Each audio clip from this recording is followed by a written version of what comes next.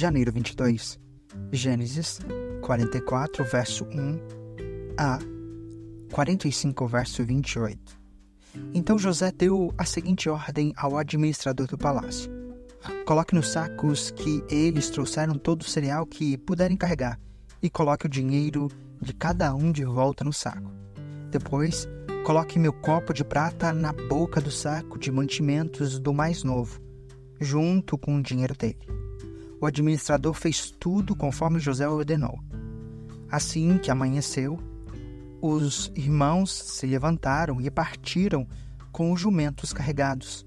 Quando haviam percorrido apenas uma distância curta e mal haviam saído da cidade, José disse ao administrador do palácio: vá atrás deles e detenha-os. Quando os alcançar, diga-lhes: por que retribuíram o bem com o mal?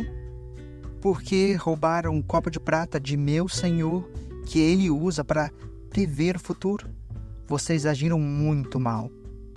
Quando o administrador do palácio alcançou os homens, repetiu para eles as palavras de José. Do que o senhor está falando? Disseram os irmãos. Somos seus servos e jamais faríamos uma coisa dessas. Por acaso não devolvemos o dinheiro que encontramos nos sacos? Nós o trouxemos de volta à terra de Canaã, porque roubaríamos ouro ou prata da casa do Senhor. Se encontrar o copo de prata com um de nós, que morra quem estiver com ele, e nós, o restante, seremos seus escravos. Sua proposta é justa, respondeu ele, mas apenas aquele que roubou o copo de prata se tornará meu escravo. Os outros estarão livres. Sem demora, eles descarregaram os sacos e os abriram. O administrador do palácio examinou as bagagens de cada um, começando pelo mais velho até o mais novo. E o copo foi encontrado no saco de mantimentos de Benjamim. Quando os irmãos viram isso, rasgaram as roupas. Depois, colocaram a carga de volta sobre os jumentos e retornaram à cidade. José ainda estava em seu palácio quando Judá e seus irmãos chegaram, e eles se curvaram até o chão diante dele. O que vocês fizeram? Exigiu ele. Não sabem que um homem como eu é capaz de prever o que vai acontecer? Judá respondeu: meu senhor, o que podemos dizer? Que explicação podemos dar? Como podemos provar nossa inocência? Deus está nos castigando por causa de nossa maldade. Todos nós voltamos para ser seus escravos, todos nós, e não apenas nosso irmão com quem foi encontrado o copo de prata. José, no entanto, disse: eu jamais faria uma coisa dessas. Apenas o homem que roubou o copo será meu escravo. Os outros podem voltar em paz para a casa de seu pai. Então Judá deu um passo à frente e disse: por favor, meu senhor, permita que seu servo lhe diga apenas uma palavra. Peço que não perca paciência comigo, embora o senhor seja tão poderoso quanto o próprio faraó. Meu senhor perguntou a nós, seus servos: vocês têm pai ou irmão? E nós respondemos: sim, meu senhor. Nosso pai é idoso e tem um filho mais novo, nascido em sua velhice. O irmão desse filho, por parte de pai e mãe, morreu. Ele é o único filho de sua mãe, e nosso pai o ama muito. O Senhor nos disse: tragam-no aqui para que eu possa vê-lo com os próprios olhos. E nós respondemos: meu senhor, o rapaz não pode deixar o pai, pois, se o fizesse, o pai morreria. Mas o Senhor nos disse: vocês não me verão novamente se não trouxerem seu irmão. Assim, voltamos para o seu servo, nosso pai, e contamos a ele que o Senhor tinha dito. Passado algum tempo, quando ele disse: voltem e comprem mais mantimentos, nós respondemos: só poderemos voltar se o nosso irmão mais novo nos acompanhar. Não temos como ver o homem outra vez, a menos que nosso irmão mais novo esteja conosco. Então meu pai nos disse: como vocês sabem, minha mulher teve 2 filhos, e um deles foi embora e nunca mais voltou. Sem dúvida, foi despedaçado por algum animal selvagem e eu nunca mais o vi. Se agora vocês levarem de mim o irmão dele e lhe acontecer algum mal, vocês me mandarão velho e infeliz para a sepultura. E agora, meu senhor, não posso voltar para a casa de meu pai sem o rapaz. A vida de nosso pai está ligada à vida do rapaz. Quando ele vir que o rapaz não está conosco, morrerá. Nós, seus servos, seremos, de fato, responsável por mandar para a sepultura seu servo, nosso pai, em profunda tristeza. Meu senhor, garanti a meu pai que levaria o rapaz de volta. Disse-lhe, se não o trouxer de volta, carregarei a culpa para sempre. Por isso, peço ao Senhor que me permita ficar aqui como escravo no lugar do rapaz e que o deixe voltar com os irmãos dele. Pois, como poderei voltar ao meu pai sem o rapaz? Não suportaria ver a angústia que isso lhe causaria. José não conseguiu mais se conter. Havia muita gente na sala e ele disse aos seus assistentes, saiam todos daqui. Assim, ficou a sós com seus irmãos e lhes revelou sua identidade. José se emocionou e começou a chorar. Chorou tão alto que os egípcios o ouviram. E logo a notícia chegou ao palácio do faraó. Sou eu, José, disse a seus irmãos. Meu pai ainda está vivo? Mas seus irmãos ficaram espantados ao se dar conta que o homem diante deles era José e perderam a fala. Chegue mais perto, disse José. Quando eles se aproximaram, José continuou. Eu sou José, o irmão que vocês venderam como escravo ao Egito.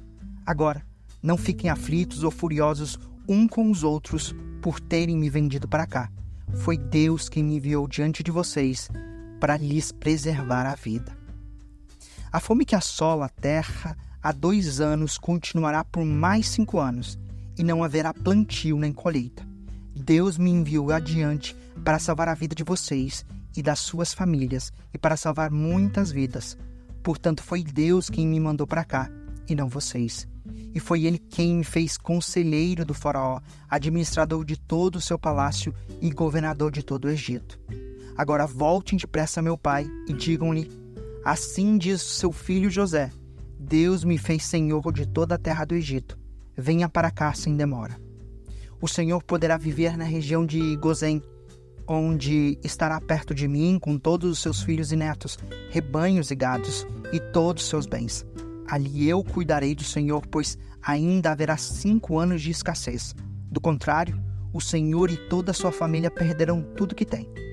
José acrescentou, vejam, vocês podem comprovar com seus próprios olhos e também meu irmão Benjamim, que sou eu mesmo, José, que falo com vocês. Conte ao meu pai a posição de honra que ocupo aqui no Egito. Descrevam para ele tudo o que viram e tragam-no para cá o mais rápido possível.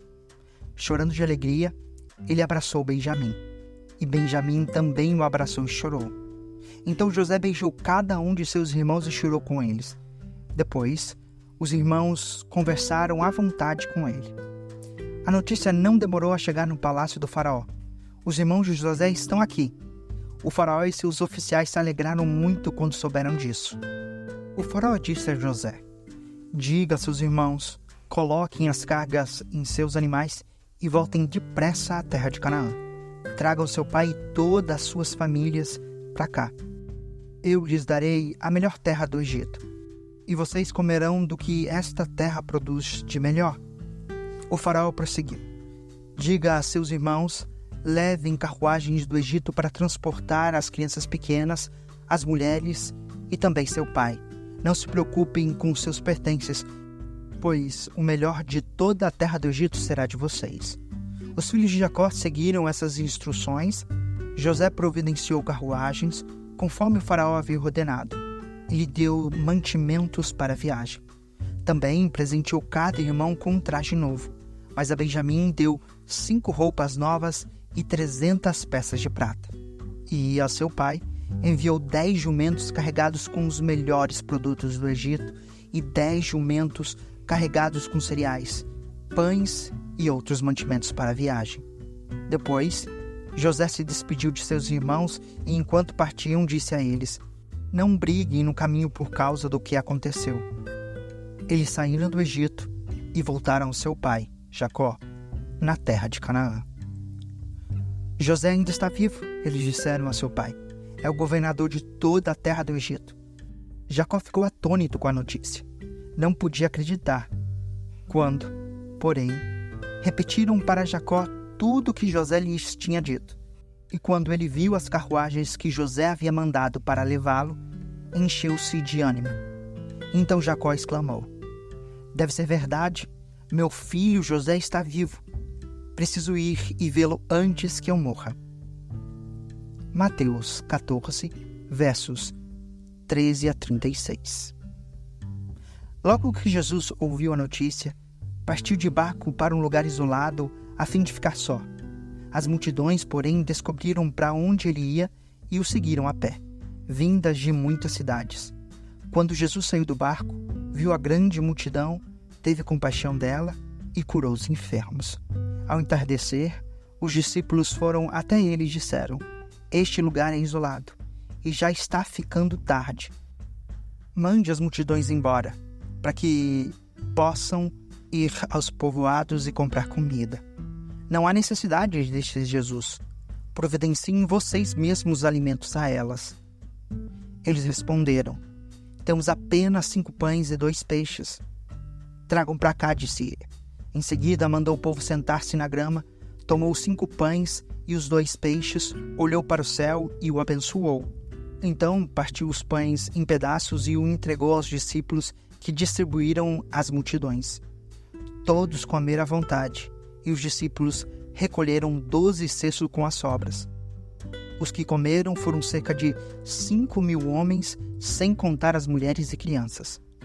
Logo em seguida, Jesus insistiu com seus discípulos que voltassem ao barco e atravessassem até o outro lado do mar, enquanto ele despedia as multidões.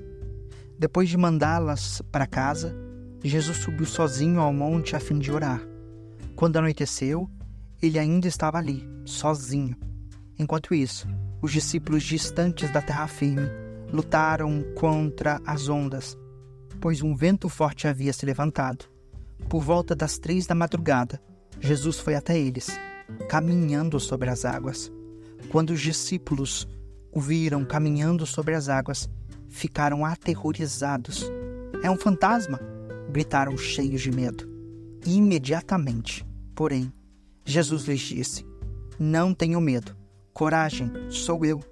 Então Pedro gritou: se é realmente o Senhor, ordene que eu vá caminhando sobre as águas até onde está. Venha, respondeu Jesus. Então Pedro desceu do barco e caminhou sobre as águas em direção a Jesus. Mas quando reparou no vento forte e nas ondas, ficou aterrorizado. Começou a afundar e gritou: Senhor, salva-me! No mesmo instante, Jesus estendeu a mão e o segurou. Como é pequena a sua fé, disse ele. Por que você duvidou? Quando entraram no barco, o vento parou. Então os outros discípulos o adoraram e exclamaram: de fato, o Senhor é Filho de Deus. Depois de atravessarem o mar, chegaram a Genezaré. Quando o povo reconheceu Jesus, a notícia de sua chegada se espalhou rapidamente por toda a região e trouxeram os enfermos para que fossem curados. Suplicavam que ele deixasse os enfermos apenas tocar na borda de seu manto, e todos que tocavam eram curados. Salmos 18, versos 37 a 50. Persegui meus inimigos e os alcancei. Não retornei enquanto não foram derrotados. Eu os feri, até que não pudessem se levantar. Tombaram diante dos meus pés. Tu me armastes fortemente para a batalha. Ajoelhastes meus inimigos diante de mim. Pusestes o pescoço deles sob meus pés. Destruí todos que me odiavam. Pediram ajuda, mas ninguém os socorreu. Clamaram ao Senhor, mas ele não respondeu. E eu os moí, tão fino como o pó da terra, e os lancei fora com a lama das ruas. Tu me livrastes de meus acusadores e me puseste como governante das nações. Povos que eu não conhecia agora me servem. Rendem-se assim que ouvem sobre meus feitos.